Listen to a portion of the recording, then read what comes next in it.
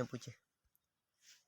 आज की class BSc first year inorganic chemistry का प्रथम प्रश्न पत्र फर्स्ट पेपर जो कि 2020 में पूछा गया था, उन सभी सवालों पर डिस्कस करेंगे।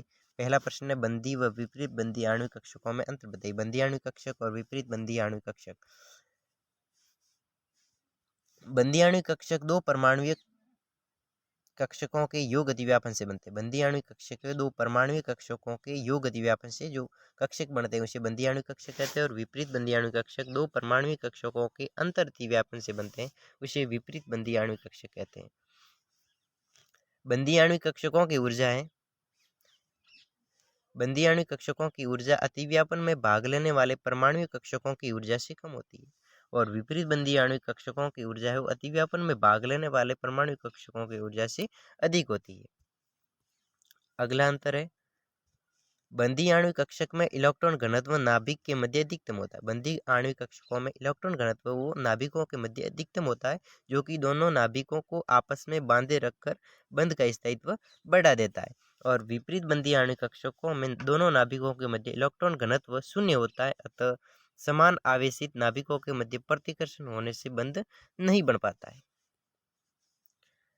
अगला अंतर है, बंदी आणविक कक्षकों को सिग्मा या फिर पाई से दर्शाते हैं, लेकिन विपरीत बंदी आणविक कक्षकों को सिग्मा स्टार या पाई स्टार से दर्शाते हैं। अगला सवाल था यूनिट चौथी का, चौथे वर्ग के तत्व जटिल यौगिक किन यौगिकों के कारण बनाते हैं। चौथे वर्ग के तत्व है वो जटिल यौगिक किन कारणों से बनाते हैं। चौथे वर्ग के तत्व जटिल यौगिक किन कारणों से बनाते हैं।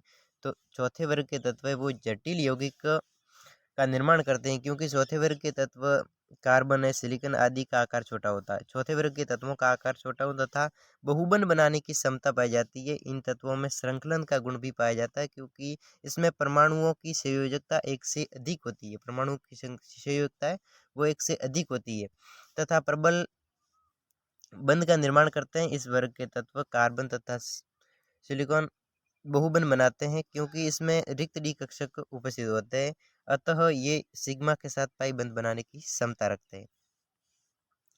अगला सवाल इसके साथ में कि क्या कारण है कि CO2 गैस है और SiO2 ठोस है। इसका उत्तर है CO2 गैस है जबकि SiO2 ठोस है, क्योंकि CO2 की संरचना रेखीय होती है। इसमें कार्बन परमाणु दो ऑक्सीजन परमाणु के साथ द्विबंध से जुड़ता है, क्योंकि कार्बन परमाणु वो दो ऑक्सीजन परमाणु के साथ में द्विबंध से जुड़ता है, इसी कारण ये क्या है, गैस है। द्विबंध से जुड़ता है, कार्बन परमाणु है वो ऑक्सीजन के साथ में दो बंधों के साथ में जुड़ता है।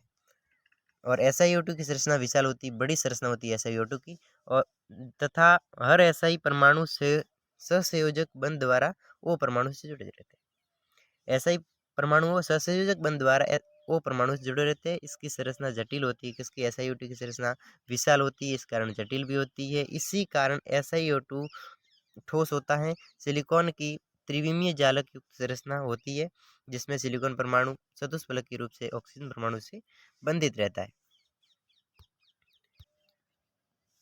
अगला सवाल है, वान डर वाल बल क्या है, ये कितने प्रकार के होते हैं। वान डर वाल बंध है वो एक दूसरे के नजदीक स्थित सभी आयनों, अणुओं तथा परमाणुओं के मध्य स्थित दुर्बल आकर्षण बल को वान डर वाल बल कहते हैं। एक दूसरे के नजदीक स्थित आयनों, अणुओं तथा परमाणुओं के मध्य स्थित दुर्बल आकर्षण बल को वान डर वाल बल के नाम से जाना जाता है। अगला सवाल 5वीं यूनिट से, फ्लोराइड का परीक्षण एवं मिश्रण में इसका निष्कासन रासायनिक अभिक्रिया से समझाइए। फ्लोराइड का परीक्षण और मिश्रण में इसका निष्कासन किस प्रकार होता है। मिश्रण को परख नली में लेकर सांद्र H2SO4 मिलाते हैं, उसके बाद में गर्म करने पर रंगीन तीखी गंध वाली गैस निकलती है एवं परख नली की भीतरी सतह तैलीय हो जाती है, यानी कि हमें समझ लेना चाहिए कि उसमें फ्लोराइड मौजूद है।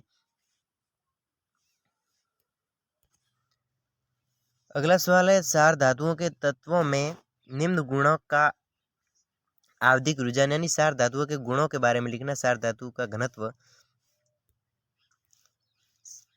क्षार धातु का घनत्व, क्षार धातुओं का घनत्व बहुत कम होता है। क्षार धातुओं का घनत्व बहुत ही कम होता है। लिथियम, सोडियम और पोटेशियम का घनत्व जल से भी कम होता है। लिथियम, सोडियम, पोटेशियम का घनत्व जल से भी कम होता है। ये सारी धातुएं हैं, इसका घनत्व जल से कम होता है। क्षार धातुओं का घनत्व क्षारीय मृदा धातुओं से भी कम होता है। क्षार धातुओं का घनत्व क्षारीय मृदा धातुओं से भी कम होता है, क्योंकि क्षार धातुओं का आकार अपेक्षाकृत बड़ा होता है। द्रव्यमान क्षारीय मृदा धातुओं से भी कम होता है। क्षार धातुओं का द्रव्यमान एवं क्षारीय मृदा धातुओं से भी द्रव्यमान कम होता है। वर्ग में ऊपर से नीचे जाने पर घनत्व में सामान्यतः वृद्धि होती है,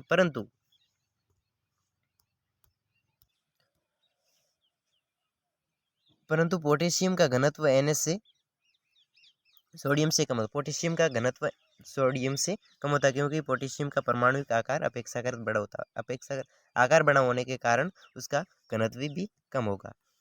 फिर है क्षार धातुओं के गलनांक व क्वथनांक।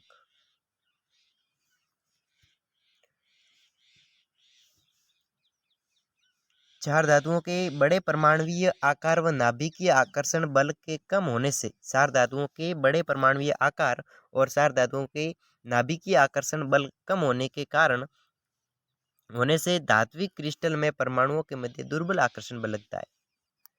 एक बार पुनः, क्षार धातुओं के गलनांक व क्वथनांक क्षार धातुओं के बड़े परमाणुीय आकार व नाभिक आकर्षण बल के कम होने से धात्विक क्रिस्टल में परमाणुओं के मध्य दुर्बल आकर्षण बल लगता है। इस कारण इसका गलनांक व क्वथनांक का मान बहुत कम हो जाता है। वर्ग में ऊपर से नीचे जाने पर गलनांक व क्वथनांक में कमी आ जाती है। जबकि आवर्त में बाएं से दाएं जाने पर गलनांक व क्वथनांक में वृद्धि होती है। अतः क्षार धातुओं के गलनांक व क्वथनांक क्षारीय मृदा धातुओं से भी कम होते हैं। क्षार धातुओं का अपचयिक गुण। क्षार धातुओं के अपचयिक गुण के बारे में, क्षार धातुओं की आयनन ऊर्जा का मान बहुत ही कम होता है। क्षार धातुओं की आयनन ऊर्जा का मान बिल्कुल कम होता है, अतः ये आसानी से इलेक्ट्रॉन त्याग कर दूसरों का अपचयन कर देते हैं। इस कारण क्षार धातुएं अपचयिक गुण प्रदर्शित करती है। इलेक्ट्रॉनों का त्याग कर देती है और अपचयन का कार्य करते हैं। इस कारण ये अपचयिक गुण भी प्रदर्शित कर रही है। वर्ग में ऊपर से नीचे जाने पर आकार में वृद्धि होने के कारण आयनन ऊर्जा में कमी आ जाती है। वर्ग में ऊपर से नीचे जाने पर आकार में कमी आने के कारण आयनन ऊर्जा में भी कमी आती है। आकार में वृद्धि के कारण वर्ग में ऊपर से नीचे जाने पर आकार में वृद्धि हो जाती है, और आकार में वृद्धि हो जाने से आयनन ऊर्जा में कमी आ जाती है, अतः अपचयिक गुण को बढ़ाती है। चूँकि लिथियम का आकार छोटा होता है, यह सर्वाधिक मात्रा में जलयोजित होता है तथा सर्वाधिक जलयोजन ऊष्मा मुक्त करता है। इस कारण लिथियम एक अपचायक का कार्य करता है। अगला सवाल है, कारण सहित समझाइए। बोरॉन आयनिक यौगिक नहीं बनाता है, क्यों नहीं बनाता? इसको कारण सहित समझाना है।